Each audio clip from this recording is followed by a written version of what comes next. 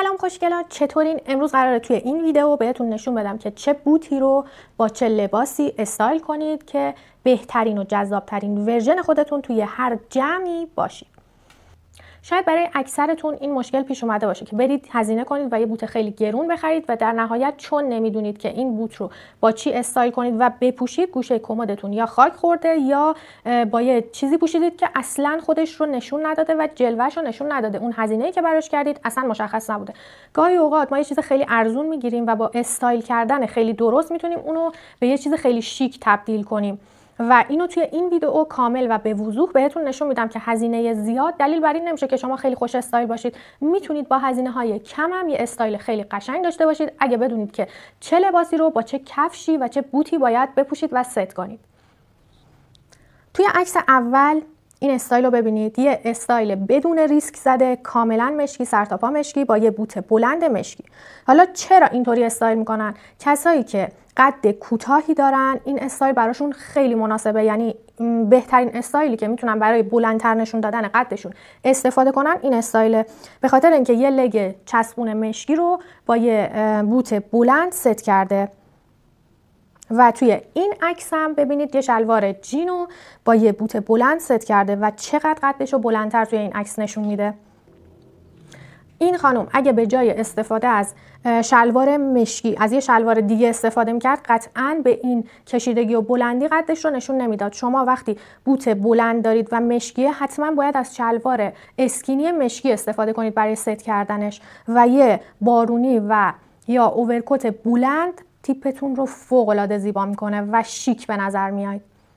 حالا این عکس رو نگاه کنید، یه استایل سفید و مشکی زده، یه شلوار سفید پوشیده با یه بوت بلند مشکی. شما اگه قد کوتاهی داشته باشید این استایل برای شما یک فاجعه میشه، یعنی قدتون رو خیلی کوتاه‌تر نشون میده، چون حتما باید دوتا آیتم بوت و شلوارتون یک رنگ باشه تا کشیده تر به نظر بیاد.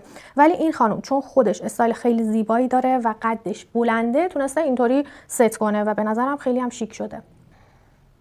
برای آیتم بعدی بوت بنداره که این بوت‌های بندار رو اینطوری اجازه دارید بپوشید و استایل کنید و اینطوری به نظر من هرگز never ever، چون با یه شلوار جذب که همون شلوار اسکینی میشه گفت تقریبا، ورداشته پاچه‌شو تا زده و این واقعا دموده شده. این مدل هرگز بهتون توصیه نمیکنم که اینطوری استایل کنید و بپوشید، ولی اینطوری با یه شلوار مام استایل که گشاده یه مقدار و پاچه‌شو تا زده استایل کرده، میبینید که با یه بافت و پیرن سفید اینو پوشیده و به نظرم خیلی شیکه. و یا میتونید حتی به این عکس نگاه کنید، اینطوری استایل کنید که با یه شلوار تقریبا مام استایل پوشیده و قدش کوتاهه و با این شلوار ست کرده. من یه استایل دیگه هست با شلوار بگ برای این مدل بوتا که خیلی دوستش دارم و توی ویدیو بهتون نشون میدم. به دو تا کش سر نیاز داریم.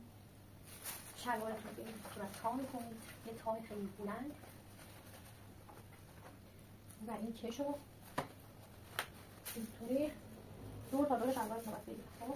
و بعد میارید پایین و میدید داخل.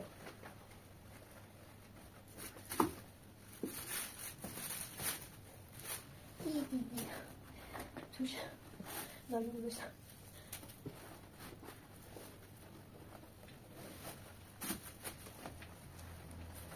ببینید چون کوتاه‌ترم انجامش بدید. به این شکلی استایلش می‌کنید با یه شلوار بگ. به این دوتا عکس نگاه کنید. این بوتو دیدید که 2 سال ترند شده و چجوری استایل کرده، با یه شلوار بگ و یه کت اوور پوشیده. این سمت هم با یه شلوار بگ راسته و یه بافت ستش کرده که به نظرم هر دوتاش هم خیلی شیکه. اینو ببینید بچه‌ها، خودم خیلی از این استایل خوشم میاد. یه بوت پاشنه بلند پوشیده با یه شلوار مام استایل و تا زده با یه بافت، خیلی ساده و شیک و قشنگه به نظرم. آقا من دلم برای این استایل رفت، به نظرم خیلی شیک و دخترونه است. یه کت چرم اوورسایز پوشیده با یه بوت بلند و یه جوراب سفید بلند و یه لگ یا جوراب قهوه‌ای رنگ پوشیده. پیرنش هم که میبینید شیری رنگه، به نظرم خیلی استایل قشنگیه، با یه دامن مینی ستش کرده، خیلی تینیجری و شیکه. بچه‌ها این عکس رو ببینید، همینطور که داشتم میگشتم براتون استایلای قشنگو پیدا کنم، این عکس رو دیدم، بعد گفتم چه تیپ خفن و باحالی زده. حالا این چیزی که توجهمو جلب کرد، این روسری که این گوشه بسته به شلوارش.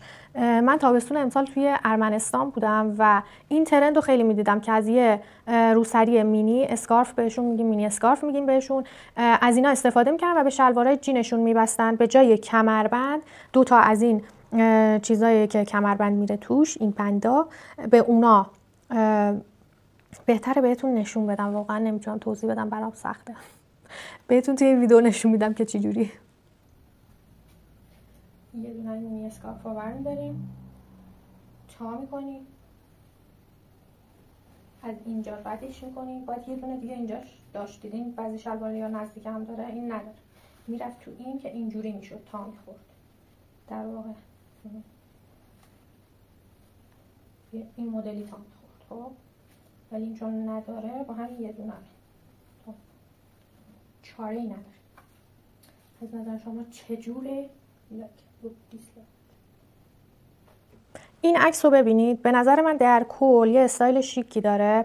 از این شلوارایی که 1 سال 2 سال ترند شده تو ایرانم استفاده کرده، ولی خب برای افرادی که قدشون بلنده مناسبه، چون اینطوری استایل کردن باز باعث میشه که قدتون کوتاه‌تر به نظر بیاد، ولی به نظرم استایلش جالب و شیک.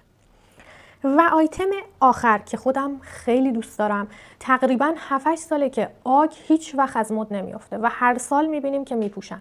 به نظر من شیک ترین استایلی که میشه با یه آگ استفاده کرد این 2 تا مدل که میبینیم. خیلی قشنگه و این کتار هم که میبینید الان 2 ساله 1-2 ساله ترند شده و قیمتش هم یه مقدار بالاست، ولی ببینید چقدر قشنگ استایل کرده. یه آگو با یه جوراب سفید، با یه لگ کرم و بلیز سفید و کتش هم که میبینید همون رنگ کرم و سفیده. خیلی به نظرم شیکه این استایل. و این یکی هم همینطور که با دامن ستش کرده، با یه دامن بافت. البته فکر کنم یه پیرن یه سره بافته. خیلی شیکه. از این 2 تا استایل حتما استفاده کنید. به انتهای ویدیو رسیدیم. امیدوارم که این ویدیو براتون مفید بوده باشه. از استایلایی که بهتون نشون دادم اسکرین شات بگیرید و استفاده کنید و توی کامنت ها بهم بگید که کدوم استایل رو بیشتر دوست دارید و استفاده میکنید. و حمایت و لایک یادتون نره. دوستتون دارم. مرسی. خدافظ.